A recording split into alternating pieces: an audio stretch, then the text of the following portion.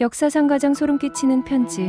엘버트 피시. 1928년 뉴욕의 한 평범한 가정에 의문의 편지가 도착했습니다. 이 편지는 그 가정의 일상을 무너뜨리며 수많은 사람들을 공포에 몰아넣었습니다. 이 편지를 쓴 사람은 엘버트 피시.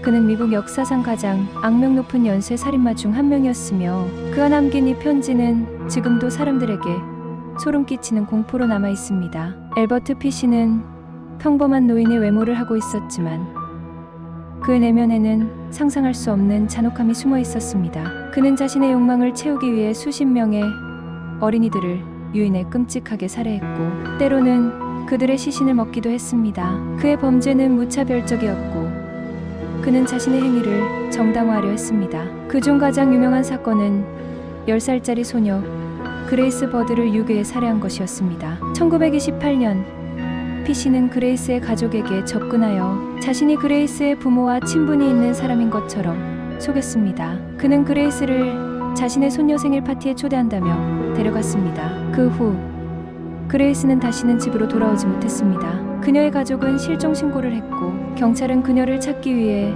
최선을 다했지만 아무런 단서를 찾을 수 없었습니다. 그리고 6년이 지난 1934년 그레이스의 가족은 엘버트 피시로부터 한 통의 편지를 받았습니다. 그 편지는 누런 종이에 적힌 삐뚤삐뚤한 글씨로 그레이스의 마지막 순간에 대한 끔찍한 내용을 담고 있었습니다. 피시는 편지에서 그가 그레이스를 어떻게 유인했고 어떻게 살해했는지에 대해 상세히 묘사했습니다. 그리고 더 충격적인 것은 그가 그레이스의 시신을 어떻게 요리해 먹었는지에 대한 끔찍한 설명이었습니다. 편지의 내용은 상상할 수 없을 정도로 소름 끼치는 것이었습니다. 피시는 편지에서 자신이 고기를 먹는 것을 얼마나 즐겼는지 그리고 그레이스가 그의 욕망을 얼마나 충족시켜줬는지에 대해 쓰고 있었습니다. 그는 자신의 행위를 경적인 만족감으로 정당화하며 가족에게 말할 수 없는 고통을 안겼습니다. 그 편지는 단순한 고백을 넘어 인간의 잔혹함이 어디까지 갈 수 있는지를 보여주는